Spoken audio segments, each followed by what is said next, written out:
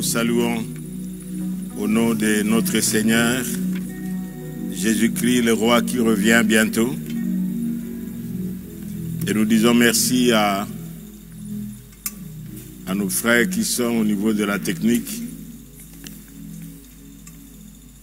et de l'union musicale. Que le Seigneur vous bénisse, que le Seigneur vous accorde sa grâce. Nous disons merci aussi à nos bien-aimés qui nous suivent dans le réseau sociaux, c'est-à-dire au niveau de Facebook et les autres comme YouTube. Ces moments de confinement, c'était un moment béni que le Seigneur nous accorde pour que nous puissions plus nous approcher de lui. Et si vous êtes à la maison et que vous vous sentez comme dans une cage, comme dans un cachot, assigné dans une résidence surveillée, je crois que ce n'est pas le cas. Lorsque vous comprenez qui est notre Dieu. Et nous voulons prier. Notre Dieu et notre Père, nous voulons te rendre gloire et grâce pour cette opportunité que tu nous donnes ce matin, de cette journée de célébration de ta victoire que tu as remportée sur la mort. Les liens de la mort n'ont pas pu te retenir. Tu es sorti vainqueur du tombeau et tu es vivant au siècle des siècles. Mais c'est temps, Seigneur, que ton peuple cherche ta face dans cette sainte convocation solennelle que tu nous appelles dans ta présence. Donne-nous par ton esprit, Seigneur, à supplier, à intercéder et à prier parce que tu nous enjoins dans ta parole. Ne vous inquiétez de rien, mais en toutes choses, faites connaître vos besoins à Dieu par des prières et des supplications, et la paix de Dieu, qui surpasse toute intelligence, gardera vos cœurs et vos pensées en Jésus-Christ. Que l'honneur, la gloire te reviennent. Merci, Saint-Esprit, prends-nous en charge pendant ces temps. Il n'y a pas de professionnalisme dans des choses qui te concernent. Seigneur, c'est ta révélation, c'est ton esprit qui conduit, car celui qui est né de la chair est chair, et ceux qui sont nés de l'esprit sont esprits. Parce que toi-même tu es esprit, tu es venu et que tu as placé ton esprit dans l'homme pour qu'il soit en communion avec toi. Bénis ces moments au nom de Jésus-Christ. Amen. Nous parlons sur le Saint-Esprit, nous donne la sagesse, la puissance, la force, l'amour pour survivre dans un monde hostile et oppressant. Et sans l'Esprit de Dieu, nous ne saurions pas par nous-mêmes affronter bien de choses que nous connaissons dans le monde, comme la Bible nous dit. Nous sommes de Dieu et le monde gît, le monde appartient. Le monde n'appartient pas, mais le monde gît, le monde est conduit, le monde est dirigé par un système du malin. Parce que depuis que l'homme a péché, il a donné son pouvoir à l'homme, il a cédé l'autorité que Dieu lui avait donnée, et nous voyons même le diable proposer à Jésus de l'adorer pour qu'il lui donne le royaume de la terre. C'est-à-dire, il est usurpateur, il a été usurpateur non pas à cause de lui-même, mais parce que l'homme a cédé à la ruse et au mensonge. Jusqu'aujourd'hui, il y a bien des hommes et des femmes qui sont séduits par lui. Et le sous-thème de ce matin, c'est le Dieu trinitaire veut nous réconforter dans un monde hostile et oppressant. Le Dieu trinitaire veut nous réconforter ou veut nous consoler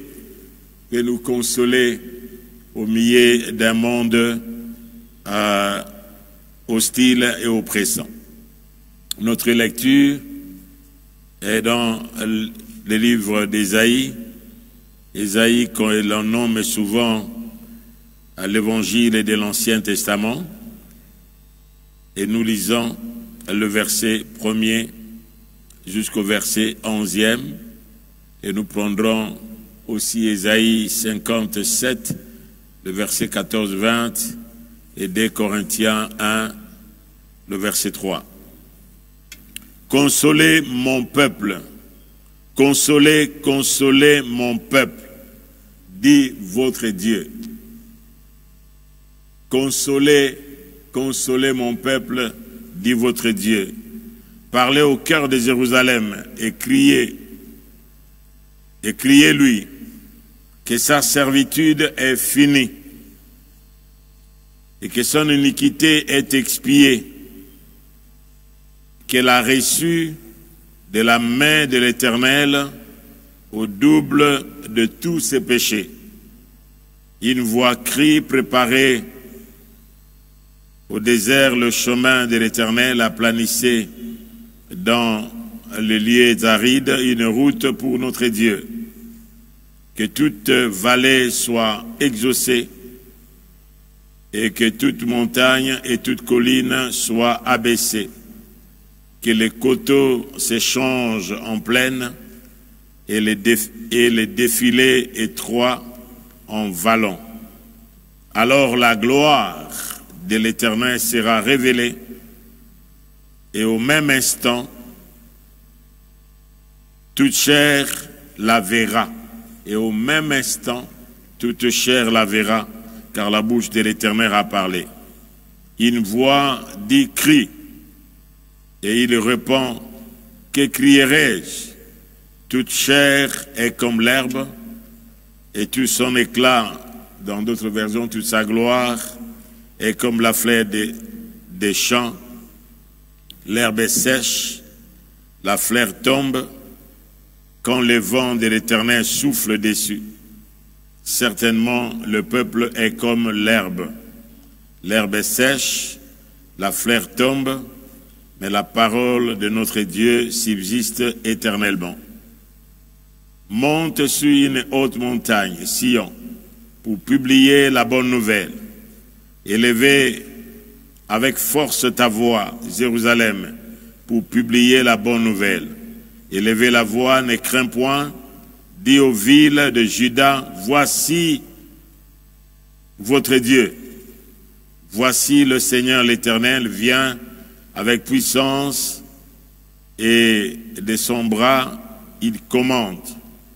Voici le salaire est avec lui et les rétributions le précèdent.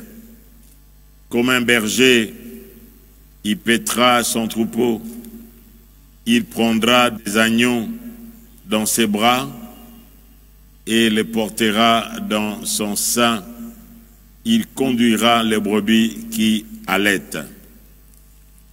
Nous prenons Ésaïe 57, le verset 4e, le verset 14e. On dira, frayez, frayez, préparez le chemin, enlevez tout obstacle du chemin de mon peuple, car ainsi parle le Très-Haut, dont la demeure est éternelle et dont le nom est saint. J'habite dans les lieux élevés et dans la sainteté.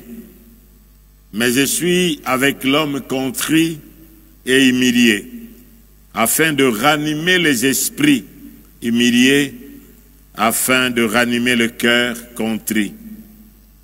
Je ne vais pas contester à toujours, ni garder une éternelle colère, quand devant moi tombent en défaillance les esprits, les âmes que je fête. À cause de son avidité coupable, je me suis irrité, je le frappais, je me suis caché dans mon indignation, et le rebelle a suivi le chemin de son cœur. Je vis ses voies, je les guérirai, je lui servirai de guide, je les consolerai, lui et ceux qui pleurent avec lui.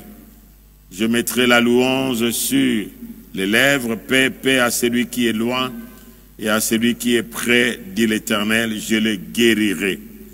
Mais les méchants sont comme la mer agitée, qui ne peut se calmer, et dont les eaux soulèvent la vase les limons. Il n'y a point de paix pour le méchant, dit mon Dieu. Le dernier texte, pas le dernier, c'est 2 Corinthiens, le chapitre 1er au verset 3e, 2 Corinthiens. 2 Corinthiens 1,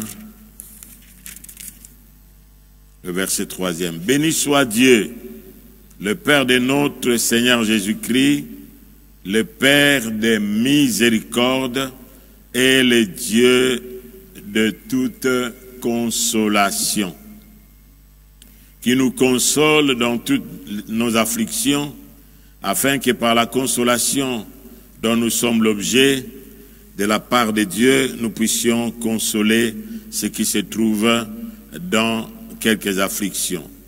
Car de même que les souffrances de Christ abondent en nous, de même que notre consolation abonde en Christ. Si nous sommes affligés, c'est pour votre consolation et pour votre salut. Si nous sommes consolés, c'est pour votre consolation qui se réalise par la patience à supporter les mêmes souffrances que nous en dirons. Et notre espérance à votre égard est ferme, parce que nous savons que si vous avez part aux souffrances, vous avez part aussi à la consolation. Et nous ne voulons pas, frères, en effet, que vous laissez ignorer, frères, au sujet des tribulations qui nous sont survenues en Asie et que nous avons été excessivement accablés au-delà de nos forces, de telle sorte que nous désespérions même de conserver la vie. Et nous regardions comme certains notre arrêt des morts, afin de ne pas placer notre confiance en nous-mêmes, mais de la placer en Dieu qui ressuscite les morts. C'est celui qui nous a délivrés et qui nous délivrera d'une telle mort, lui de qui nous espérons, qui nous délivrera encore. Et vous-même aussi nous assistons de vos prières, afin que la grâce obtenue pour nous par plusieurs soit pour plusieurs une occasion de rendre grâce à notre Dieu. Amen. Le Dieu trinitaire veut nous consoler, veut nous réconforter. La consolation, c'est quoi? C'est Dieu lui-même qui parle par le prophète Ésaïe. Ici, Dieu, il veut consoler son peuple. Il dit, consolez, consolez mon peuple. Qui console le peuple? Alors que ce peuple est affligé, alors que ce peuple est dans le découragement, alors que ce peuple est meurtri. Qui est capable de consoler ce peuple? Un homme qui est lui-même dans l'affliction, peut-il consoler un autre qui est aussi dans l'affliction? Est-ce possible? Ésaïe réconforte le peuple de Dieu en prophétisant à une génération future aussi. Nous voyons dans ces textes que nous lisons, Ésaïe 40 va jusqu'au chapitre 66. Nous trouvons le mot consoler, consoler, consoler. Ici, c'est Dieu qui a jugé, qui a châtié le peuple, et Dieu veut les consoler lui-même. Et la parole de Dieu nous dit que Dieu parle ici, il prophétise par Ésaïe à une génération future la bonne nouvelle selon laquelle la période du châtiment divin est presque terminée. et que le salut et la bénédiction approchent. C'est ce que Dieu fait, parce que rien n'est permanent, rien n'est éternel. Les épreuves que nous connaissons ne sont pas éternelles. Les oppressions que nous pouvons connaître, même l'hostilité de certaines personnes, ou bien de la vie autour de nous, n'est pas éternelle, n'est pas permanente, mais celui qui est éternel, c'est Dieu. Et si vous passez, frères et sœurs, par des moments difficiles dans votre vie, et que vous savez que Christ est votre sauveur, vous pouvez prier Dieu de vous délivrer de cette difficulté. Ça, c'est un. On peut prier Dieu pour nous délivrer. Comme la Bible nous dit, ne nous induis pas en tentation, mais délivre-nous du mal. Délivre-nous du malin. Nous prions Dieu de nous délivrer. Et des fois, si cela perdure, nous pouvons encore aller dans une autre dimension. L'autre dimension que nous connaissons aussi dans les épreuves que nous pouvons connaître ou dans les souffrances, c'est la dimension de tout simplement de demeurer auprès, qu'il demeure auprès de nous. Reste avec moi, Seigneur, et de nous soutenir dans la difficulté. Ici, nous voyons ce Dieu qui est trinitaire, qui veut consoler, qui veut réconforter son peuple. Et nous le voyons dans la parole de Dieu, que c'est Dieu-là qui veut consoler dans son ensemble, dans son unicité. Nous les trouvons tous, ils sont consolateurs. Un consolateur, c'est le Paraclétos. Le paraclet, le mot paraclet, c'est celui qui vient à côté, qui se tient à côté de quelqu'un, comme un avocat, comme celui qui vient soutenir, comme celui qui vient réconforter, encourager. Je voyais un jour les coureurs qui couraient les marathons, et ces coureurs-là ont toujours remporté les victoires. Mais alors qu'il courait, il est arrivé à quelques mètres seulement de la fin de la course. Il a été touché dans sa jambe, il a connu au niveau des ligaments, je ne sais pas, ce n'était pas une fracture, mais il a connu un problème au pied. Et les autres qui étaient derrière commençaient à le dépasser. Et en le dépassant, et son papa était là, au stade même. Il était là dans le pourtour pour regarder les coureurs et voir la victoire de son fils. Il est tombé, et comme il est tombé par terre, il ne pouvait même pas soulever sa jambe. Et immédiatement, il a réuni ses efforts, il s'est levé, mais il commençait à boiter en courant, et son père est sorti. Immédiatement, il a couru, il a frayé le chemin. La police et les agents de sécurité du stade lui ont empêché d'entrer, de descendre au stade là où le coureur courait. Et le papa est venu à côté de lui, et son fils lui a dit: papa, pourquoi tu fais ça? Il est venu, il a pris, et il courait avec son papa, Les autres sont arrivés, et c'était lui qui était presque le dernier, mais comme il ne pouvait pas abandonner, son papa le tenait par la main, et ils couraient ensemble avec son papa. Ils couraient. Et tous les stades ne s'étaient pas levés lorsque celui qui était le premier coureur est arrivé. Mais tous les stades s'est levé lorsqu'ils l'ont vu. Ils attendaient, ils le voyaient comment il courait et comment il était tombé. Et on l'a vu arriver jusqu'à la fin. Et il a dit que malgré ce que j'ai connu, je remercie papa et je ne pouvais pas m'arrêter là, malgré ce que j'ai connu dans mon corps, je pouvais arriver jusqu'à la fin. Frères et sœurs, je crois que les difficultés que nous traversons aujourd'hui dans le monde, à cause de la parole de Dieu qui nous dit que dans les derniers jours, il y aura des temps difficiles. Et certains abandonneront la foi. Ils vont entrer dans la séduction. Et certains, même à cause des difficultés que nous allons rencontrer dans notre vie, ou dans notre foi, ou dans notre relation avec le Seigneur, nous pouvons nous lasser des fois, abandonner en chemin. N'abandonne pas en chemin. Notre Père est là. Il est le Dieu de tout réconfort. Il nous viendra en aide. C'est pourquoi nous avons lu dans 1 Corinthiens, le premier point, il se nomme le Dieu de toute consolation. Paul, il voit en Dieu le Dieu de toute consolation.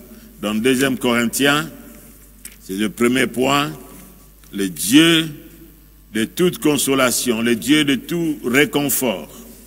Il vient à notre secours, il vient à notre aide. Même quand nous ne le voyons pas, il est là. S'il est absent, mais il est toujours présent. Béni soit Dieu, le Père de notre Seigneur Jésus-Christ, le Père des miséricordes. Le miséricorde, il est d'abord le Père des miséricordes, il voit notre misère dans son cœur. Et le Dieu de toute consolation. Dans d'autres versions, il est dit le Dieu de tout réconfort. Le Dieu de tout réconfort. Il nous réconforte. Il est dit qu'il nous console et qu'il nous réconforte dans toutes nos afflictions. Toutes nos afflictions. Il n'y a aucune affliction, frères et sœurs, que Dieu ne nous réconforte pas. Des fois, nous nous confions dans nos sentiments qui varient selon les circonstances. Ou dans une impression, des fois, il y a quelqu'un lorsqu'il ne sent pas, lorsqu'il prie, il se dit non, je ne sens pas la présence de Dieu. Non, Dieu ne peut pas se sentir, il est si grand, il est si puissant qu'il ne peut pas se sentir. Oui, des fois, nos émotions sont là, nos sentiments sont engagés, mais Dieu ne peut pas être mesuré par nos sentiments ou bien par nos impressions. Je sens, je suis en train de sentir la présence de Dieu. Nous écoutons quelques-uns. Il est vrai, nous pouvons sentir sa présence, mais des fois, le fleuve, il y a quelqu'un qui a dit une fois que le fleuve a fait beaucoup de bruit lorsqu'il rencontre un obstacle. Lorsqu'il coule dans son lit, il coule calmement et puissamment. Il coule calmement et puissamment. Mais lorsqu'il rencontre un obstacle, c'est alors que vous voyez la puissance de l'eau. Et il vient, c'est comme s'il recule, et puis après, il dépasse l'obstacle.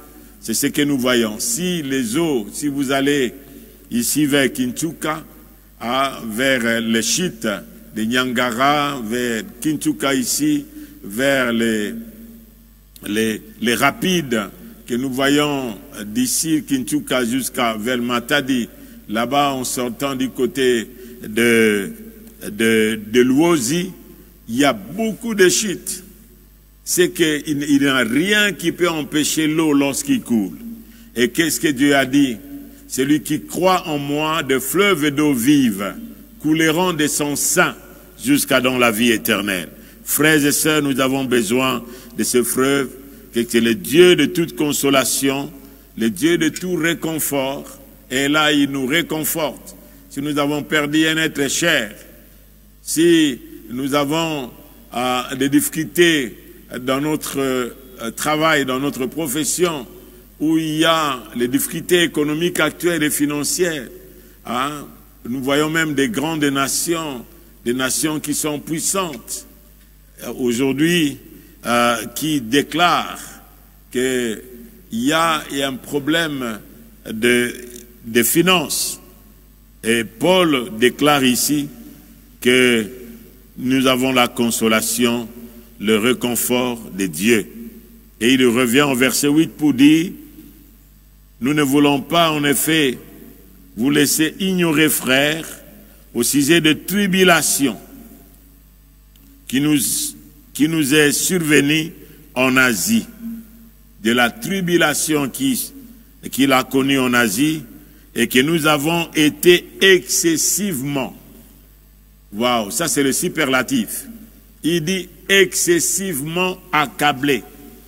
C'est-à-dire, il ne voyait aucune issue au-delà de nos forces, et de sorte que nous désespérions même de conserver la vie. Il avait désespéré, Paul, et ceux qui l'accompagnaient ensemble. Ce qu'il est arrivé en Asie, lorsque nous voyons le parcours de l'apôtre Paul dans la foi chrétienne, il y a certains qui pensent, frères et sœurs, que nous avons les promesses de Dieu, mais nous avons Dieu lui-même qui est là, permanent, à côté de nous. Mais cela ne nous dispense pas des hostilités, cela ne nous dispense pas des problèmes.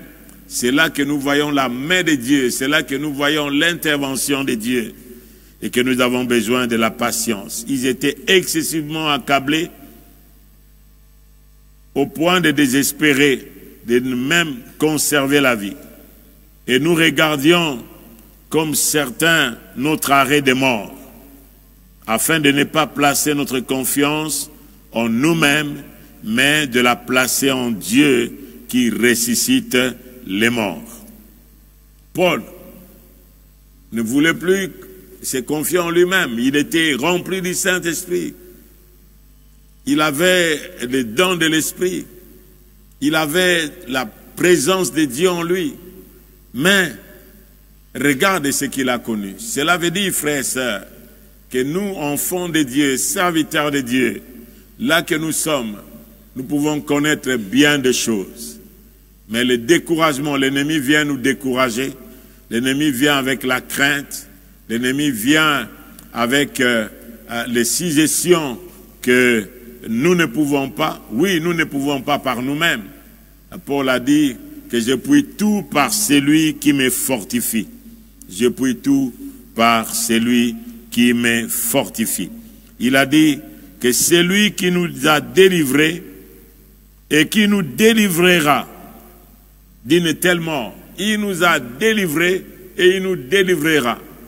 C'est pourquoi le psalmiste dit dans le psaume 103, il dit « Mon âme bénit l'Éternel, n'oublie aucun de ses bienfaits, car il est celui qui te pardonne de tous tes péchés et qui te guérit de toutes tes maladies, qui te délivre de la fosse et qui te rajeunit comme l'aigle. » C'est-à-dire le Seigneur, frères et sœurs, on est capable. Et même si il y a une situation de la mort, oui, il nous réserve la résurrection. Et les autres ne seront pas ressuscités. Mais vous ressusciterez, et lorsqu'il reviendra, oui, nous allons ressusciter. Oui, nous ne serons pas dans ces shéol, dans le séjour des morts, mais notre vie sera avec le Christ en Dieu. Voilà comment les autres ont connu Dieu. Il est le Dieu de toute consolation, le Dieu de tout réconfort. Il vient toujours à notre côté. Il est en nous parce qu'il est dit dans sa parole, il n'est pas seulement à notre côté, mais il est en nous. Il est dit dans la parole de Dieu que si vous m'aimez, gardez mes commandements, moi et mon Père viendrons et ferons chez lui, celui qui croit en moi, notre demeure. C'est-à-dire nous sommes la demeure de Dieu, mais nous ne le sentons pas. C'est Dieu grand, le créateur du ciel et de la terre, des invisibles et des visibles, des firmaments, des galaxies. C'est Dieu-là n'a pas choisi des cathédrales, des basiliques comme demeure. Il a choisi notre corps comme sa demeure. Voilà le Dieu qui vient nous réconforter, qui vous réconforte là que vous êtes. Dieu lui-même est le Dieu consolateur, un avocat. C'est lui qui vient se tenir à côté de nous. Et deuxièmement aussi, le caractéristique du ministère de Christ, nous le voyons qu'il est aussi consolateur. Dans Ésaïe, chapitre 61, Ésaïe, le chapitre 61, dans son verset 2e, Ésaïe.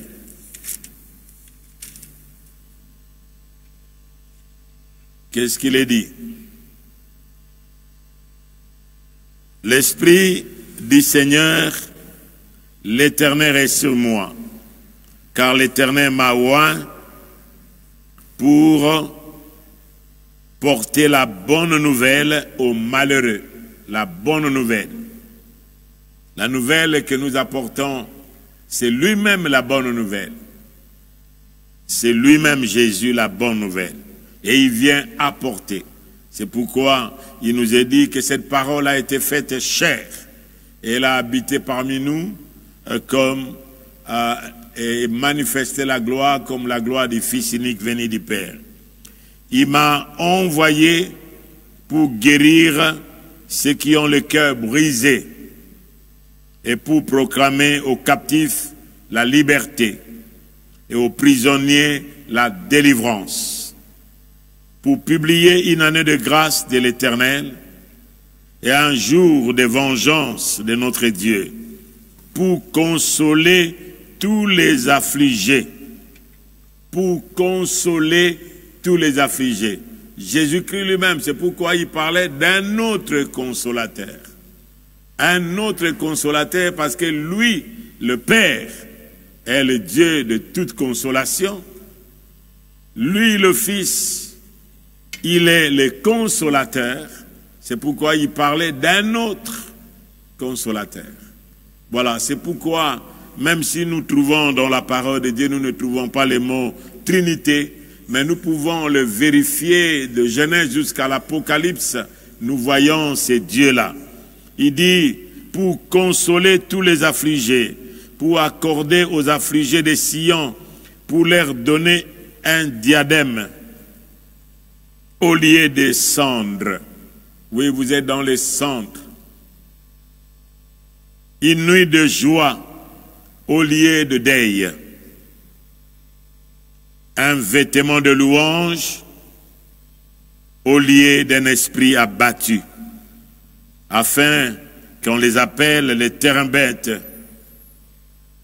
de la justice, une plantation de l'Éternel pour servir à sa gloire, pour servir à sa gloire. Même dans le service de Dieu, il arrive des fois où nous perdons notre joie. Nous perdons notre joie à cause de tout le besoin, à cause des difficultés que nous rencontrons. Vous imaginez autant de membres possibles et vous avez votre famille, vous avez l'église et vous avez vous-même aussi. Regardez comment vous êtes comme quelqu'un qui avait seulement une chèvre et il était dans la joie, un bœuf, il était dans la joie et lorsqu'ils deviennent nombreux, on ne sait pas comment gérer, on ne sait pas comment manager, on ne sait pas que faire et nous nous retrouvons dans l'affliction. Il dit, ils les rebâtiront si des anciennes ruines et ils relèveront d'antiques décombres. Ils renouvelleront des villes ravagées, dévastées depuis longtemps. Des étrangers seront là et feront paître vos troupeaux. Des fils de l'étranger seront vos laboureurs et vos vignerons. Ce n'est pas comme nous aujourd'hui, où nous-mêmes nous sommes au Congo, et c'est nous qui sommes des travailleurs des étrangers dans notre propre pays. Est-ce que quelqu'un peut nous montrer, malgré tous les potentiels souterrains qui se retrouvent au Congo, où se trouve l'entreprise d'un Congolais qui a engagé des étrangers? Nous sommes toujours engagés par les étrangers. Nous travaillons pour eux. Ce n'est pas la volonté de Dieu. Ce n'est pas la pensée de Dieu. Que nous-mêmes, nous soyons esclaves dans notre propre nation. Dieu nous dit que nous pouvons rebâtir les antiques ruines. Oui, nous voyons notre famille en ruine. Nous voyons notre foyer en ruine. Le Seigneur est capable. Il dit, nous rebâtirons. Frères et sœurs, vous pouvez rebâtir encore si vous avez confiance en ces dieux-là. Et si vous avez confiance en ces dieux-là, vous allez rebâtir les anciennes ruines. Et les ruines que les autres ont considérées, vous allez les rebâtir. Nous sommes dans le deuxième point qui parle des caractéristiques du ministère de Christ lui-même. Comment le Christ est venu. Et ce ministère, il nous a laissé nous aussi. Ils rebâtiront des étrangers. Mais vous, on vous appellera sacrificateur de l'Éternel. On vous nommera serviteur de notre Dieu. Vous mangerez les richesses des nations. Voilà. Au lieu que les nations viennent manger nos richesses, au lieu que les nations viennent piller nos richesses, au contraire, nous mangerons les richesses des nations. Les nations viendront et nous allons travailler en partenariat avec eux. Nous allons travailler ensemble avec eux et viendront avec leurs expertises. Et nous avons des richesses et nous allons leur donner, voilà ce que nous voulons. La vision, c'est nous-mêmes qui donnons la vision de notre église, de notre famille. Ce n'est pas quelqu'un d'autre de l'étranger qui viendra le faire.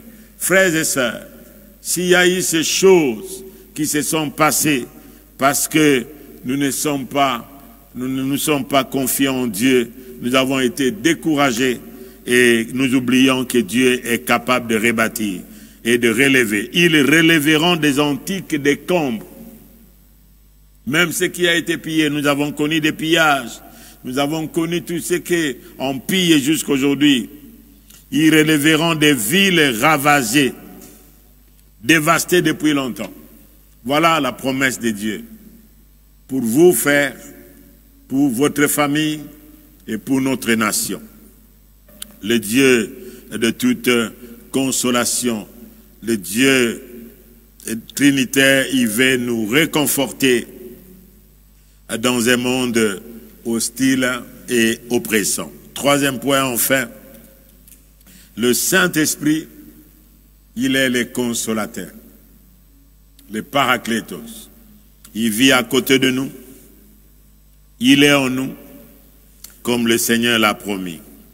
Il y a pas mal de passages que nous trouvons ici, c'est pourquoi le texte que nous venons de lire dans Ésaïe 61, vous pouvez le voir dans Luc 4, versets 18 à 19, quand le Seigneur parlait, il donnait ce que les autres appellent, il donnait son ordre de mission, il exhibait son ordre de mission qu'il est venu sur la terre. Quand il a exhibé ça devant les pharisiens et devant tous ceux qui le regardaient, et il est allé s'asseoir sur cette même chaise qui était réservée parce que dans les synagogues, il y avait une chaise qui était toujours là et personne ne pouvait s'asseoir. C'était réservé pour le Messie. Mais le Christ, juste après avoir lu ce texte dans le livre de Luc, chapitre 4e, il est allé s'asseoir et il a déclaré « Cette parole est accomplie aujourd'hui. » Amen. Que cette parole s'accomplisse en nous aujourd'hui, que tu es un rebâtisseur, tu es un relèveur. Et pour tout ce qui a été dévasté dans votre vie, dans votre famille et dans votre travail ou dans le ministère. Enfin, le Saint-Esprit est le consolateur. Nous le trouvons dans la parole de Dieu quand le Christ lui-même promet le Saint-Esprit dans Jean au chapitre 14, Jean 14, verset 16.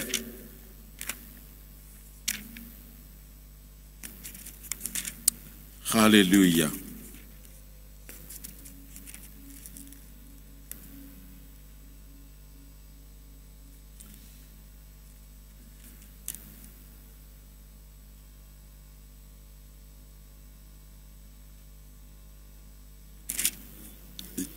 pouvons commencer au verset 15. Si vous m'aimez, gardez mes commandements. Et moi, je prierai le Père. Et il vous donnera un autre consolateur. Gloire à Dieu. Un autre. Dieu, le Père, est consolateur.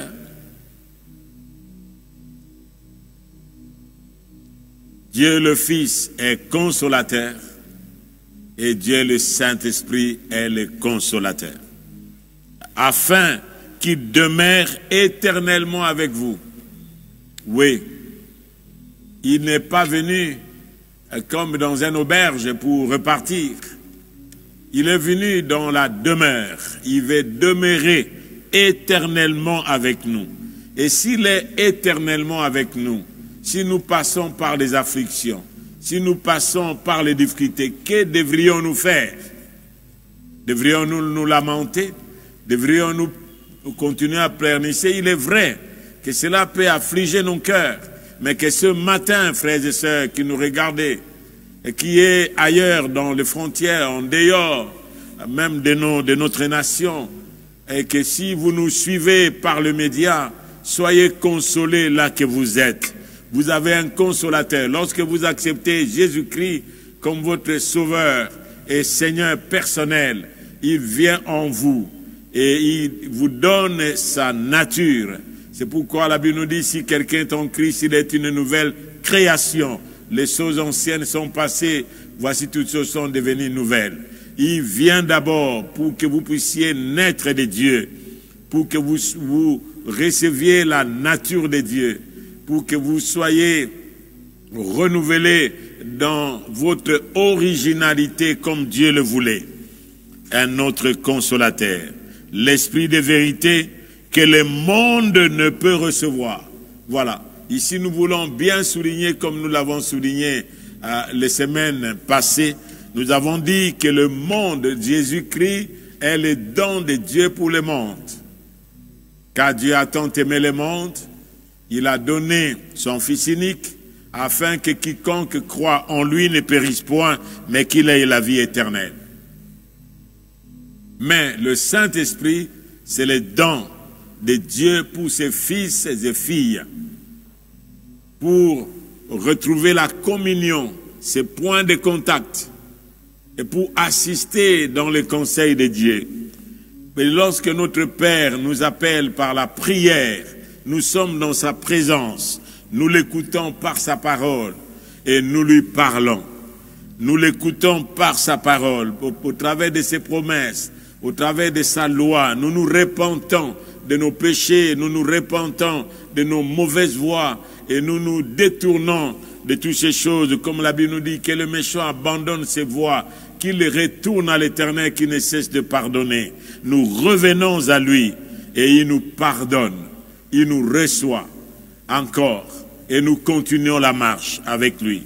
Il demeurera. Le monde ne peut recevoir. L'action du Saint-Esprit pour le monde, c'est les convaincre du péché, de justice et de jugement. Ça, c'est l'action du Saint-Esprit, première action. Nous voyons des gens qui disent, voilà, il a eu un songe et que cela s'est accompli. Il pense qu'il a le Saint-Esprit. Non, non, le Saint-Esprit ne vient pas comme ça. Le Saint-Esprit vient sur ceux qui sont des fils et des filles de Dieu, qui sont nés de nouveau. Celui qui est né de la chair est chair, celui qui est né de l'esprit est esprit. Que le monde ne peut recevoir parce qu'il ne le voit point, mais vous le connaissez, car il demeure avec vous et il sera en vous. Avec vous comme avocat, comme Jésus-Christ lui-même qui intercède auprès du Père. Il est le Paraclétos, le Paraclet. Il est là, à côté du Père, il intercède pour nous.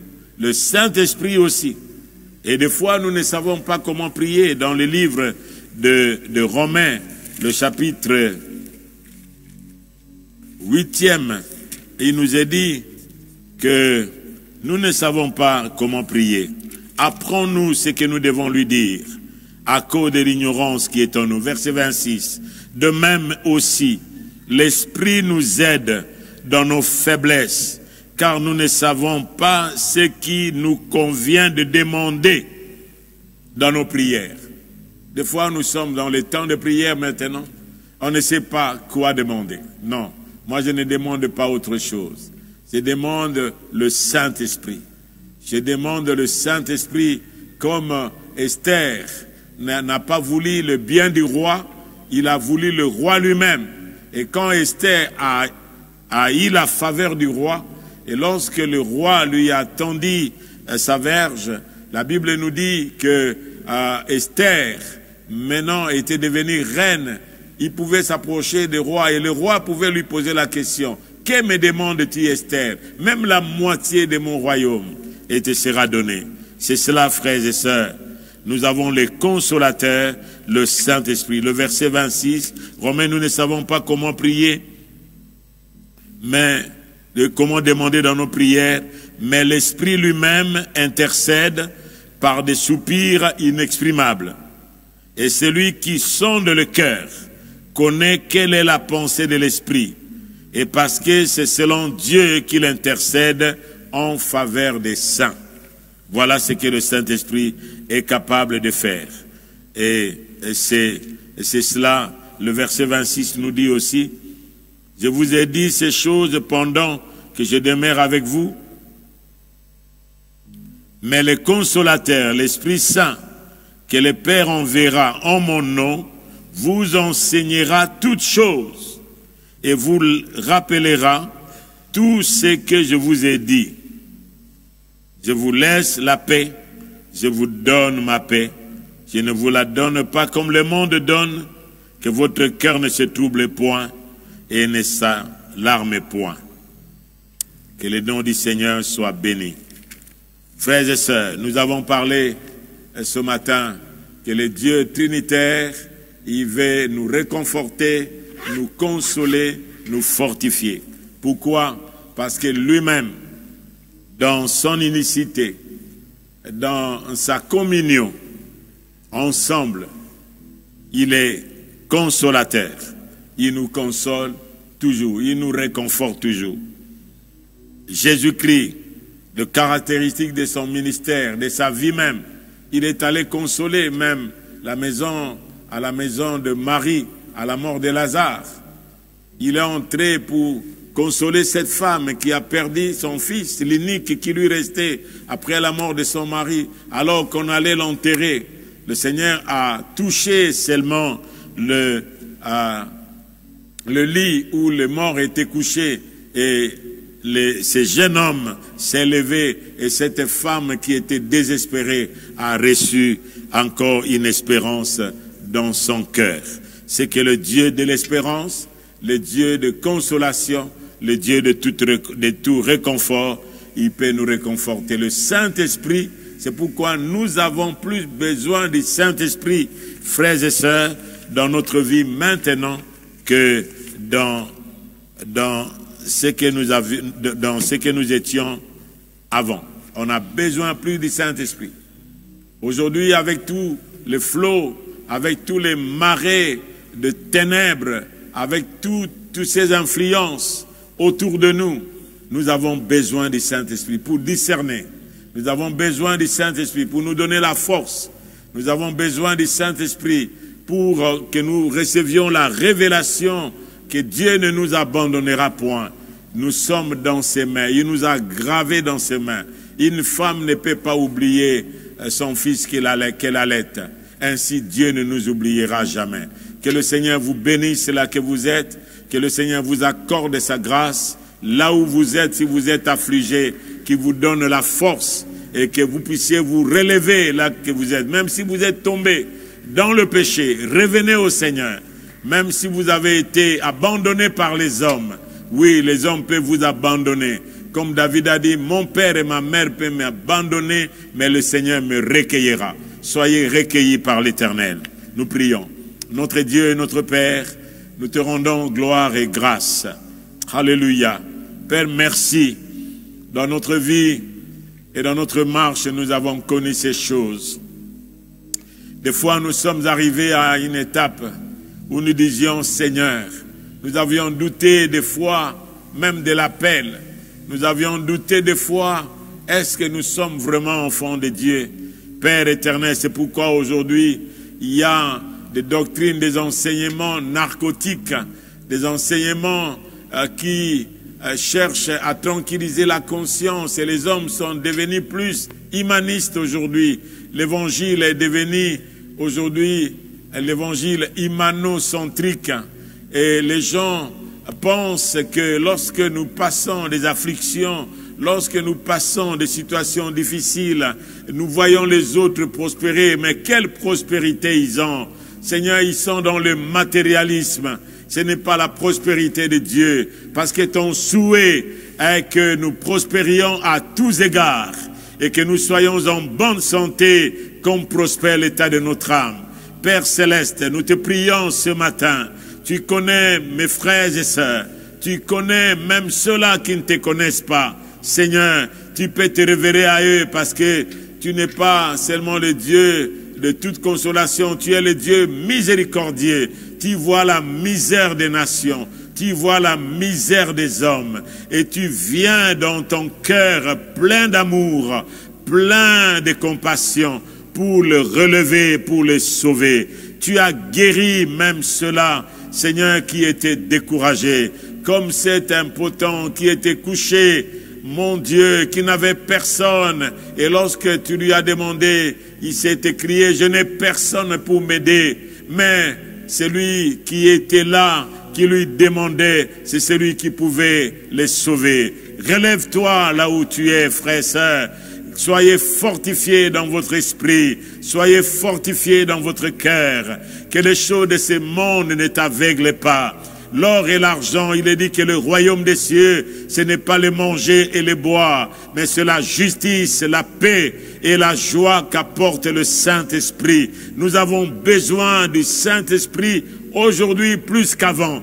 Ô Saint-Esprit, viens en nous encore. Tu veux opérer des grandes choses dans ce monde, Père éternel. Permets que nous soyons des artisans avec toi dans une des choses ou au travers des actions que tu veux opérer ici sur terre, Seigneur, avant ta venue. Tu veux opérer avec les hommes et les femmes, les instruments que tu veux se servir. Nous ne sommes pas des sujets, mais nous sommes des fils et des filles que tu as rachetés et qui peuvent rebâtir, mon Dieu, qui peuvent rebâtir les antiques ruines, qui peuvent relever, mon Dieu, même des villes, même des hommes et des femmes qui sont découragés, abattus. Seigneur, combien c'est que nous voyons dans notre nation. Nous pensions que, comme les autres, lorsque tu étais mort et sur le chemin de Damas, ils ont crié, nous espérions que ce serait lui qui nous délivrerait, alors qu'il parlait à toi-même. Seigneur, tu les as dit, hommes sans intelligence. Combien de fois les Écritures déclarent concernant les souffrances de Christ et la gloire qui suivra. Père, nous croyons que la croix, il n'y a pas de gloire sans la croix. Il n'y a pas de gloire sans la croix. Il n'y a pas le Saint-Esprit sans ta mort, sans notre mort dans le péché, sans notre mort avec toi, crucifié la vieille nature pour que nous marchions en nouveauté de vie. Père, il est temps maintenant que tu étendes ta main, Père, car les nations, mon Dieu, se sont levées contre toi, se sont liguées contre toi, contre ton nom. Ton nom est blasphémé dans le monde à cause de nous. Pardonne-nous, Seigneur. Nous n'avons pas été à la hauteur, mon Dieu, de ta parole, de l'obéissance à toi. Nous nous sommes frayés nos propres chemins. Et ces chemins sont des chemins sans issue. C'est toi qui es le chemin, la vérité et la vie. Tu as dit que si ce chemin que les rachetés entreront, seuls les rachetés marcheront. Il n'aura pas de lion sur ce chemin. Ils rougiront tout à côté de nous, mais ils viendront comme un fleuve. Mais l'Esprit de l'Éternel les mettra en fuite. Père, merci de nous introduire dans cette alliance de ta parole et de l'Esprit que tu as déclaré, que cette parole ne s'effacera jamais. Que l'honneur te revienne, que la gloire te revienne, Que celui qui est malade soit guéri dans sa maison. Que celui qui est faible soit renouvelé. Que celui qui est abandonné puisse être recueilli par toi. Au nom de Jésus. Amen.